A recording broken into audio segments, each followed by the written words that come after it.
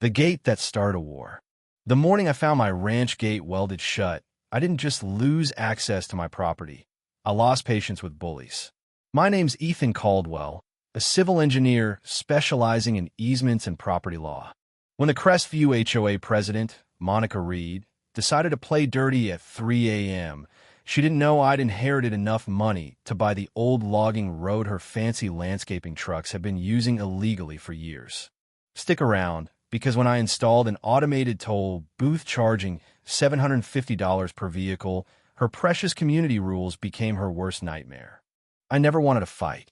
My grandfather, who raised me, taught me that good neighbors are worth more than money. But when I saw that metal plate bolted across my gate with a smug notice of violation, flapping in the breeze, I knew peace wasn't an option.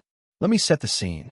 6 months ago, I left Seattle to inherit my grandfather's 35-acre ranch bordering Crestview Estates, a ritzy housing development built 15 years back.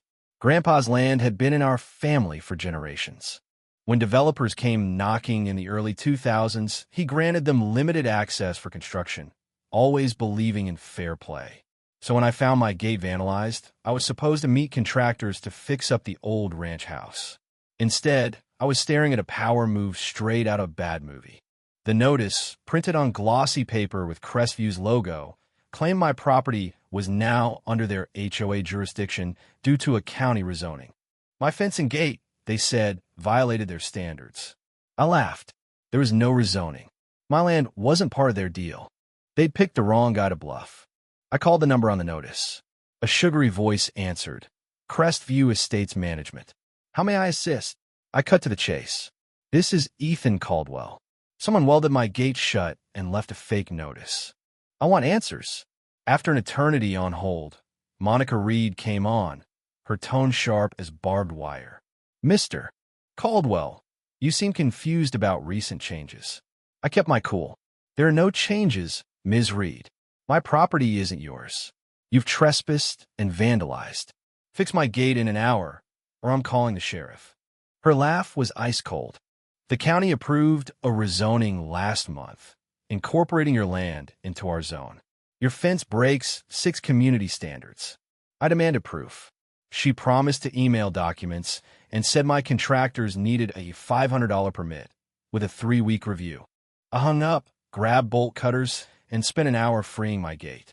A white SUV watched from the development's entrance, peeling away when I finished. Later, while showing contractors around, I met my first ally. Clara Hayes, a sharp-eyed retiree in her 60s, crossed the field from Crestview. You must be Tom's grandson, she said, shaking my hand. I'm Clara. Saw what they did to your gate. That's Monica's style. Act first, invent rules later. A former paralegal, Clara had been documenting the HOA's dirty tricks, attending every meeting and recording what she could. She warned that Monica, power-hungry over the past 2 years, wanted my land for a second entrance and luxury expansion. My grandfather had never budged, no matter their offers.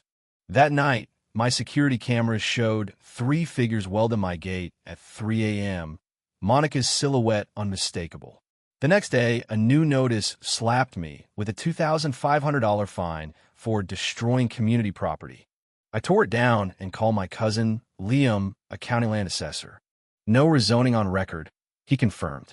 They're lying, but watch out. Monica's got friends in the commissioner's office.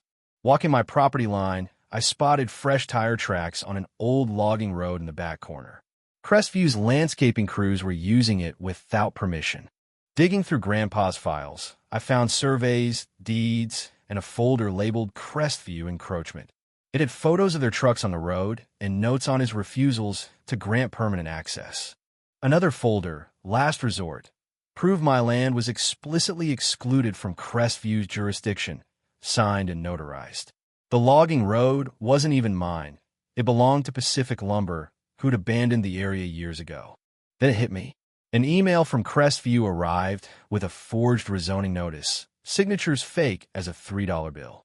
Clara called, saying a $75,000 landscaping delivery was set for tomorrow via that logging road. Grandpa hadn't just left me land. He'd left me leverage. I called Sarah Bennett, a property dispute lawyer I'd worked with in Seattle. They've screwed up big time, she said. Fake documents are fraud. Welding your gate is vandalism. Using that road is trespassing against Pacific Lumber. While she drafted a cease and desist, I learned Pacific Lumber was selling the 5-acre road parcel for $800,000. Steep, but perfect. I wired the money, signed a contract, and by dawn had preliminary ownership papers. At the hardware store, I grabbed no trespassing signs, cameras, and materials for a gate. By 9 a.m., the logging road was marked, signs posted every 50 feet, and a barrier gate stood at the entrance with a QR code for a payment portal I'd built overnight. At 10:30, 5 landscaping trucks rolled up, led by Monica's SUV. She leaned out, furious. "What is this nonsense?" I held up my documents. "This is private property, Ms. Reed. I own this road now. Access is $750 per vehicle." She laughed. "We've used this road for years." I didn't blink. That was trespassing then, and it's trespassing now unless you pay. The lead driver chimed in. "Ma'am, we're on a schedule." Monica demanded I remove the gate. I smiled. 5 trucks plus trailers. That's $4,500. Pay up or find another route. She called the sheriff. Deputy Harper arrived, reviewed my papers, and turned to Monica. "Mr.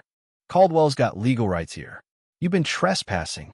Monica fumed, but with no other route for her trucks, she swiped her card for $4,500. As the convoy passed, I handed her a $14,500 invoice for prior unauthorized trips. "This isn't over," she snarled. "Oh, I hope not," I shot back. Clara called that night. The HOA was in chaos, Monica ranting about the Caldwell problem. I wasn't done. Over the next week, I upgraded the gate to a high-tech toll booth, HD cameras, solar power, and a payment terminal. I added floodlights and sprinklers along the boundary, accidentally dousing anyone too close. Crestview's newsletter called me a hostile landowner, but residents started whispering. Clara's Truth Committee grew, fed up with Monica's 30% dues hikes and shady contracts with her sister's landscaping firm. Then Monica overplayed her hand.